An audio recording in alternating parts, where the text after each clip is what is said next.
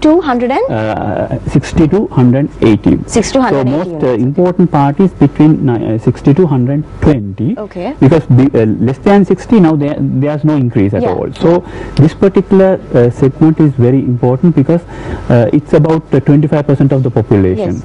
And their income level will not increase. So how to cater to this? So would you advise those households and those industries that use more than 120 units to transfer to more clean energy, shall we say? Would you advise them to go from the current utilization of energy to like more long-term energy levels that actually have a bigger amount of money that you need to invest in the initial stages? Yeah, now from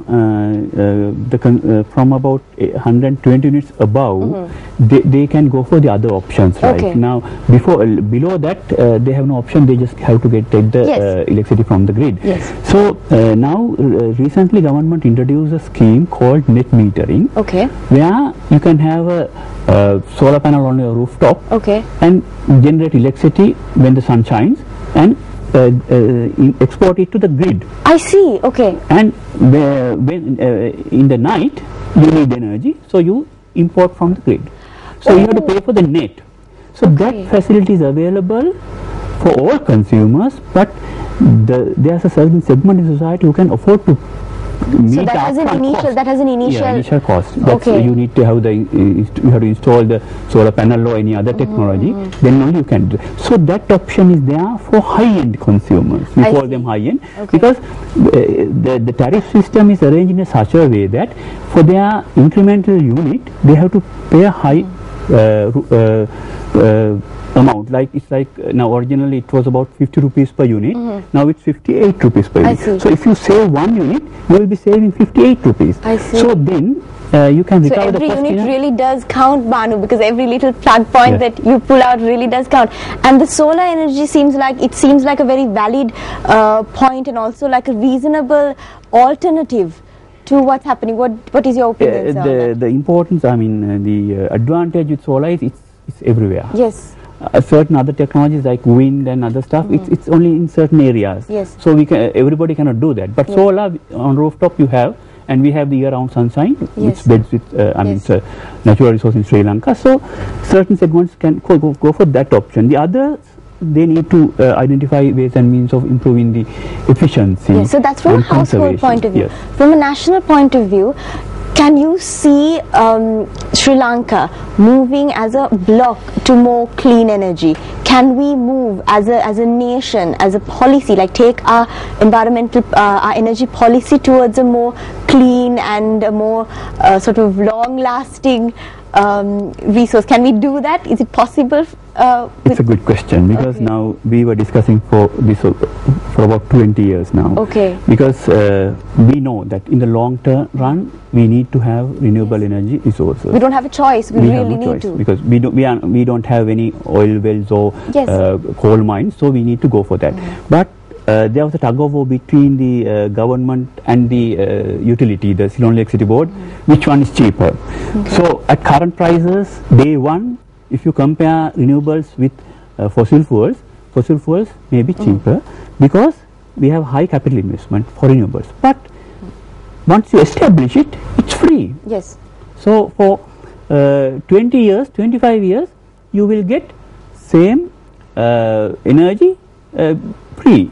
It's wind or solar or biomass, whatever it is, it's free. Okay. So we don't have a fuel cost as such, but we have upfront cost. Yes. So the government should intervene and have a scheme in such a way that we can distribute the upfront cost throughout the lifetime of the plant, like long-term lending. Yes. So if you have that, then you don't need to pay a high price at the initial stage. So this is a feasible option for a country like Sri Lanka. It is something that is possible. Yes, government is definitely pushing. The policy directions are there, but the plans are not aligned with the policies. That's the issue.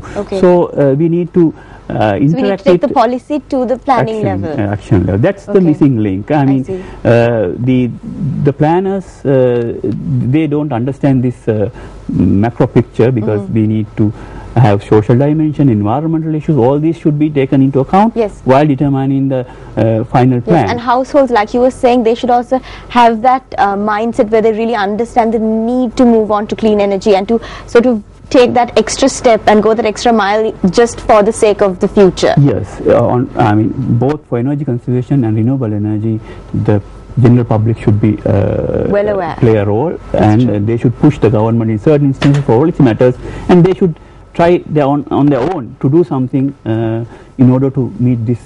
I mean, it's a big crisis. That's why we were discussing cares today, because it's such an important thing to really care and to give to everyone as well. I think we absolutely covered almost all the topics that we were actually discussing. So about the acronym especially, about CARES, would you like to add anything to that as well, sir?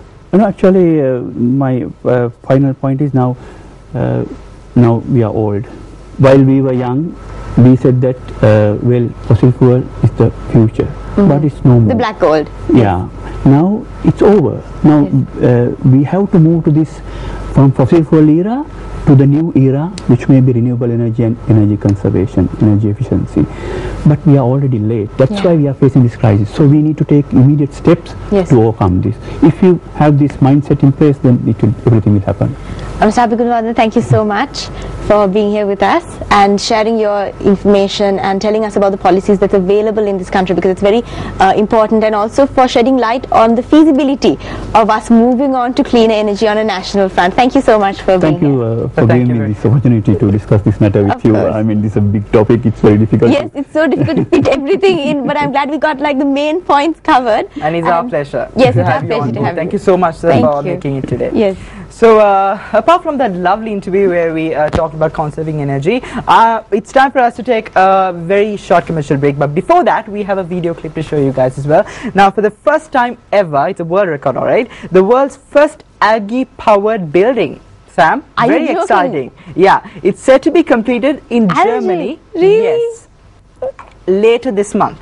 Okay. All right, here we go. This zero carbon apartment complex will sport a bright green facade cum algae farm, while its interior proposes a radical new theory. That's what it says, okay, on how we will live in the near future. So it's like an emerging theme of what we will see in the future. So here we go. This is a video clip of it. Enjoy. Welcome back to Good Morning Sri Lanka, and we had a terrific interview before the break. Yes, and of course we have another interesting guest just next to Sam, who is also next to me, I could say. So please welcome Mr. Asanka Tennakoon, who is a project manager of renewable energy at BAM Green Private Limited. Hello to you, sir. Hello. A very good morning to you. How are you doing, first of all? Fine, thank you. How are you? Doing good. I'm doing terrific. This is the first TV interview for you. That's and right. You must be excited. Yeah, I am. Sam? Yes, sir, we're really excited to have you, because you have some very interesting things to say. And just before, in our previous interview, we were talking about solar energy. And right now we have someone who practically provides solar energy to households. So lots of questions that we have to ask you. Okay, go ahead. Of course, and talking about solar energy, we have a little clip that we would like to show you, and then of course we'll be getting into more discussion. So check this out on Good Morning Sri Lanka, and we'll be right back.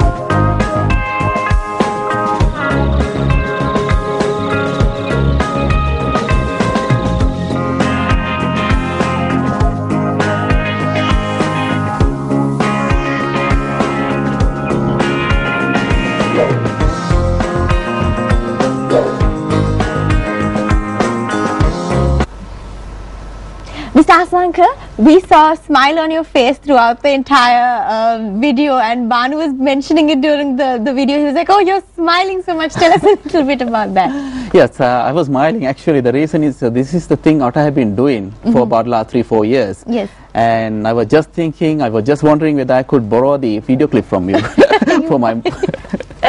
You might be able to.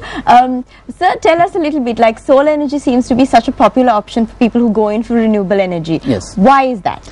Because solar energy is available all over the country, especially being Sri Lankan. It's available, we are being on the sun belt, is freely available for everyone. It is abundant. Yes. And not like other countries like Europe, they don't have much sunlight, but still in Sri Lanka you have a higher sunlight and we have high output of solar panels. That is why. And we're talking about the costs. Of course, people need to know, the audience needs to know about what the costs are, right? Especially since we're all on an energy diet now, especially Banu. And it depends from class to class. Yes, Middle income earners, plus the high income earners. Yeah, especially. Now, its cost depend completely on what your consumption is and how much you are spending on for your electricity bill and what category you are. Especially, you could be on domestic category, you could be on industrial, and you could be on commercial category. Okay. So, especially if you are a high-end consumer, of course, you can go for solar.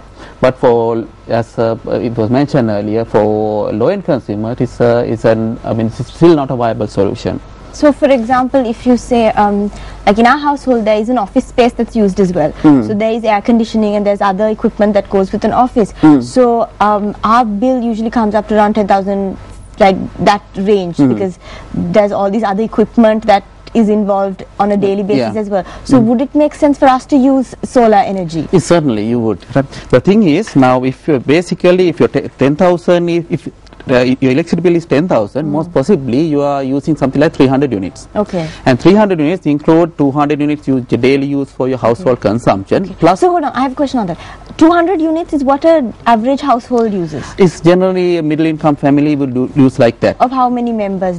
Maybe about 5 members. If somebody used to do cooking with solar energy, used to do cooking with electricity, and then you'll be using about 200 units. So 200 units in terms of money wise, how much does that translate to? 200 units means earlier you could be spending like 3,500 so that's rupees. Before the tariff? Yeah, before the tariff. After the tariff? After the tariff is going to be increased at least by about another 30%. Okay, so that it's going to be something like, I would say, about 4,000. Mathematics, I'm not, I need a calculator, you know. Okay, so somewhere about so you would actually recommend a solar system for a household like that which goes on for 10,000, yeah? Yeah, it has to be more than 10,000 rupees. And if you have been paying 10,000 rupees, it will be about increased by about another 25% with new electricity tariff hike. It was last announced by Public Utility Commission. Okay, we are yet to receive it. So, in contrast to what I'm going through, for example, my monthly bill goes around 3,500. That's an average bill, I assume. So, would you recommend a solar power system for me? Okay, you can go for solar. I mean, if your consumption need to 3,500 means you'll be consuming like 200 units, as you said. And you can go for solar, but unfortunately, the recovery time would be much higher. You have to invest more. You have to invest more as a capital investment, and your recovery time would be much higher. So in the long term, it won't be beneficial. If I said you could recover your money in 7 years or 8 years, I don't think you'll be interested in investing on that. Right? But if I say somebody that your investment can be recovered in maybe about 4 years, then of course there's a good chance for you to go ahead with that. Mr. Asankar, now when you, like let's say you install a solar panel to your house, how many years does that really last for you, and how much energy can that solar panel sort of... Yeah, generally solar panels are very robust and they will last for whole your lifetime, maybe about 35 years. 35 years? Yeah, because they are made from sand. Basically sand is made into polysilicon, then polysilicon into solar modules. Okay, I didn't know that. So basically 95% of your solar module is sand, and it's very hardly degrade. And is it safe? Now I've heard like people like